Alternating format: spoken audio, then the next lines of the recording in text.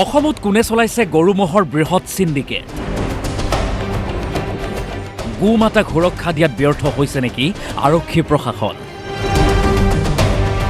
গৰু মহৰ সিন্ডিকেটত কোন ৰাজনৈতিক নেতাকৰ্মী জড়িত এখন বিজেপি চৰকাৰে গোমাতা বুলি গোমাতাক পূজা কৰে আৰু তেওঁলোকৰ একাংশ নেতা পালি নেতাৰ নেতৃত্বত আজি একাংশ গৰু চোৰাং বেপাৰীয়ে বাংলাদেশলৈ গৰু চোৰাং কৰি আছে আৰু গৰু সৰবাহ কৰি আছে এতিয়া প্ৰশ্ন হ'ল যে এই যে বেপাৰীসকল আৰু যিবিলাক বিজেপি নেতা পালি নেতা আছে এইবিলাকে এই গৰু বেপাৰীসকলৰ পৰা কমিশ্যন কিমান পায়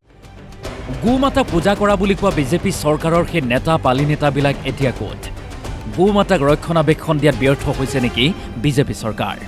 কাৰণ ৰাজ্যত দিনক দিনে বৃদ্ধি পাইছে চোৰাং গৰু সৰবৰাহ নগাঁৱৰ বিভিন্ন অঞ্চলৰ পৰা বাংলাদেশলৈ সৰবৰাহ গোধন প্ৰতিখন ট্ৰাকৰ নামত 50,000 টকাকৈ লয় পাছিং মাফিয়াই সামগুৰি খাটোৱাল থানাৰ সন্মুখেৰে পাৰ হয় গৰু ভৰ্তি বাহন স্থানীয় যিখন থানা তেওঁলোকৰ কাষতে চোৰাং গৰুৰ ষ্ট'ৰ আছে গুদান আছে সেইবিলাক তেওঁলোকে ধৰিবলৈ নাযায় অৰ্থাৎ ইয়াৰ পৰা সন্দেহ হৈছে যে থানাৰ বিষয়ববীয়াসকলে বা থানাৰ বিষয়াসকলে সেই চোৰাং বেপাৰীসকলৰ পৰা হিউজ বা বুজন পৰিমাণৰ কিবা কমিশ্যন লৈছে নেকি আমাৰ সন্দেহ হৈছে যদি কমিশ্যন লৈছে কমিশ্যন লোৱাৰ কাৰণে তেওঁলোকে ইয়াৰ ওপৰত তদন্ত নকৰে তেওঁলোকক ৰেষ্ট নকৰে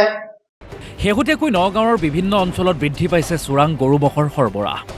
অসমৰ পৰা প্ৰতিদিনে ট্ৰাকে ট্ৰাকে গৰু সৰবৰাহ হৈছে বাংলাদেশলৈ একাংশ মাফিয়াই আৰক্ষীৰ প্ৰশাসনক মেনেজ কৰি চলাই গৈছে সৰবৰাহ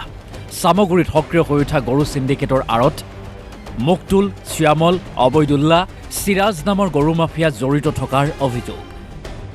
এই কুখ্যাত চোৰাং গৰু মাফিয়াৰ চক্ৰটোৰে প্ৰতিদিনে অসমৰ পৰা বাংলাদেশলৈ গৰু সৰবৰাহ কৰি অহাৰ অভিযোগ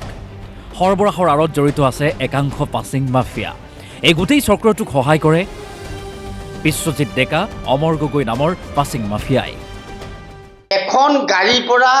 মিনিমাম 50,000 পৰা 60,000 টকা কমিশ্যন লয় গৰু চোৰাং বেপাৰীসকলৰ পৰা সেই কমিশ্যনখিনি কোনে লয় পাছিং কোনে কৰে এই গোটেই উত্তৰ অসম আৰু উজনি অসমৰ পাছিং কৰা ব্যক্তিজনে হৈছে অমল গগৈ এওঁ গাড়ীবিলাক পাছিং কৰাই দিয়ে আৰু অমল গগৈয়ে কি কৰিছে এই যে বেপাৰীসকলৰ পৰা যি 60,000 50,000 টকা লৈছে আৰু প্ৰতিখন থানাত আমি জনাত কিমান দূৰ সত্য আমি নাজানো কিন্তু আমি জানিব পাৰিছো যে খাটোৱাল থানাৰ পৰা ধৰি সামগুৰি থানাৰ পৰা কৰি প্ৰত্যেকখন থানাত মেনেজ কৰে এই অমল গগৈ বোলা ব্যক্তিজনে বিশ্বজিৎ ডেকা জাগিৰোডৰ তেওঁ মেনেজ কৰে গোটেই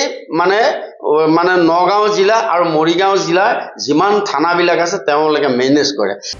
সামগুৰি আৰু খাটোৱাল থানাৰ অন্তৰ্গত একাংশ সংখ্যালঘু অধ্যুষিত অঞ্চলত চলি থকা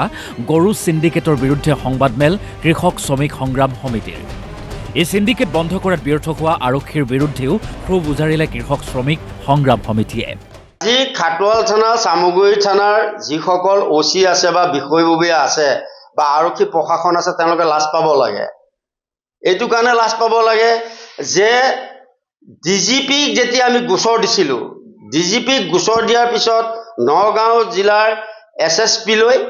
ইনকুৱাৰী কাৰণে দিছিল আৰু SSPয়ে সামগুৰি থানা ৰূপহী থানা খাটোৱাল থানাত গোটেই বস্তুটো তদন্ত কৰি আসামীসকলক গ্ৰেপ্তাৰ কৰিব দিছিল আৰু গাড়ীবিলাক জব্দ কৰিব দিছিল কিন্তু তেতিয়া তেওঁলোকে ব্যৱস্থা গ্ৰহণ নকৰিলে লাজ পাব লাগে তেওঁলোকে সামগুৰি থানাই হওক বা খাটোৱাল থানাই হওক তেওঁলোকে লাজ পাব লাগে কি কাৰণত আমি CIDত আজি গোচৰ দিবলগীয়া হৈছে